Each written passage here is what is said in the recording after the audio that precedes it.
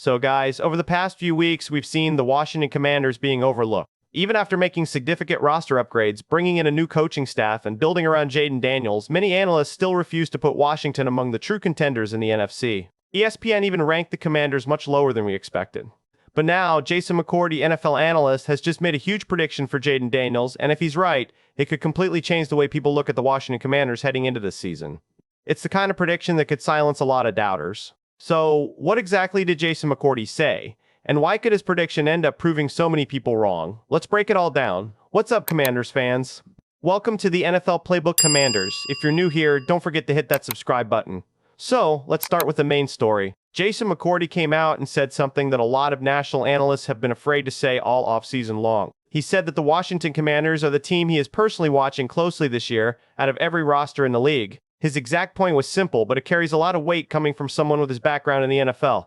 If Washington gets everybody healthy, if they get one more real weapon on offense, and if Jayden Daniels comes back at full strength, this is a team that can contend in the NFC. That is a bold statement to make in the middle of July when most national media personalities are still locked in on the same handful of teams they talk about every single year. But McCourty is not just guessing here for the sake of a headline. He is looking at the actual pieces this roster already has in place and connecting the dots the way a lot of other analysts have simply refused to do all summer. And that is where McCourty's second point comes in. He named the Commanders as the team that needs to make one bigger move above everything else before the season even starts. He did not point to a specific position. His focus was simple. One more real weapon on offense could take this team from good to genuinely dangerous. And when you actually look at the receiver room behind Terry McLaurin, it is easy to see why. Noah Brown, Jaylin and Treylon Burks are all competing for that number 2 spot right now, and none of them has really run away with it yet. Lane flashed as a punt returner last year, but only caught 16 passes all season. Burks has the physical tools of a true deep threat, but he still has to prove he can stay on the field for a full year. So, when McCourty talks about Washington needing one more real weapon, this receiver room is probably exactly what he has in mind, even if he never said it outright. So, adding just one more real piece on top of that group is what actually pushes this offense into contender territory. Now, why does all of this matter so much? Because at the end of the day, it all comes back to Jayden Daniels. Everything Washington wants to do on offense starts and ends with him being healthy and being the guy running the entire show on Sundays. And here is something that a lot of people around the league are sleeping on right now. Jayden Daniels is already putting in the work this summer to make absolutely sure that happens. This week, he was out in Los Angeles running his own private workouts with his teammates, and this was not just him alone getting shots up in an empty gym by himself. Deebo Samuel was there with him. Terry McLaurin was there. John Bates was there. Jaylin was there. Even Sam Hartman showed up to get some extra throws in on the side. This is the middle of July, remember? Most players around the entire league are still on vacation right now, still enjoying the last real break they are going to get before training camp opens back up. But Jayden Daniels called his guys together anyway and got to work early, completely on his own time, with nobody in the building forcing him to do it. This really means something extra if you stop and think about the timing of it all.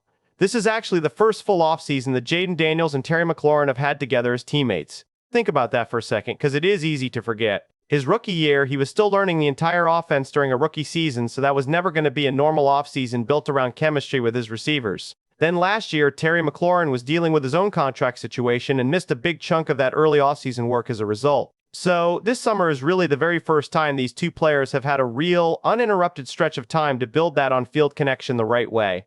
And Jayden Daniels is clearly not wasting a single day of it. He told everyone before he left for his break that he would be out there working, that people would see him on social media putting in the extra work, and he kept his word completely.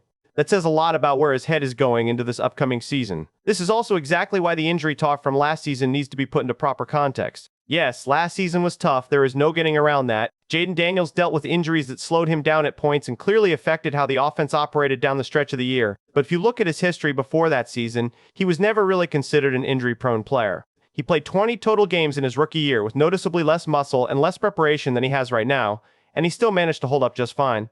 Last season was simply one of those years where things piled up at the worst possible time, the same way it happens to plenty of good quarterbacks around the league, no matter how talented they are. The real difference now is that Jayden Daniels has changed his body, changed his training approach, and is heading into this season more prepared than he has ever been.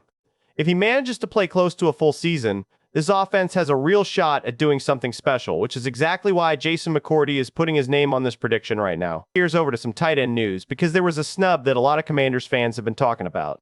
Chigoziem Okonkwo did not receive a single vote or even an honorable mention in ESPN's recent ranking of the top 10 tight ends in the league. Honestly, that is a surprising result. You obviously have names like Trey McBride and Brock Bowers near the very top, and nobody is arguing Okonkwo belongs above those two. But compared to the rest of the names that made that list, he probably should have found himself somewhere on there. Here is the thing though, this will not be the case for long.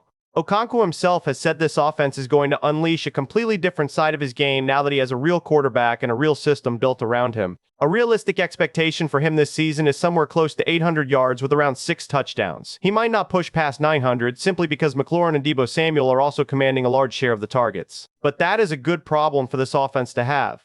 Okonkwo does not need to be the #1 option to make a real impact, he just needs to be a weapon defenses have to account for, and that is exactly what he can be this season. So do not be surprised if his name is all over that top 10 list next offseason.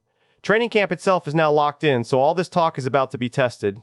Rookies report to Ashburn on July 24th, veterans follow on July 28th with a conditioning test that same day, and the first real practice is set for July 29th. No more workouts in Los Angeles, no more offseason talk, just actual football and a depth chart that has to get sorted out. And before we wrap everything up here, there is a Brandon Aiyuk update, and the full context on this makes it a lot more interesting.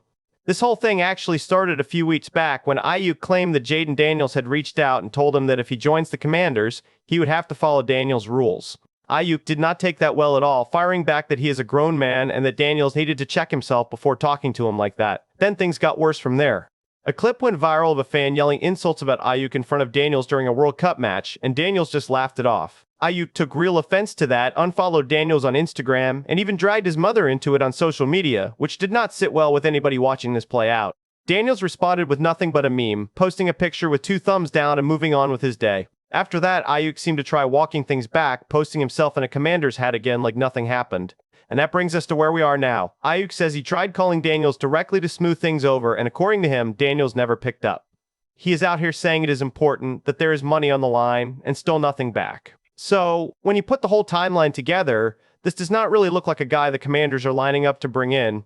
It looks like a quarterback who has already moved on, and a receiver who has not gotten the message yet. So, here is where things stand. Jason McCourty believes one more real weapon could push this team into contender status, and that receiver room behind McLaurin is still wide open. Jayden Daniels is already putting in the work to make sure that prediction comes true. Chigoziem Okonkwo got snubbed from the top 10 tight end list, but do not expect that to last. Training camp is just weeks away, and this Commanders team looks ready to prove a lot of people wrong this season.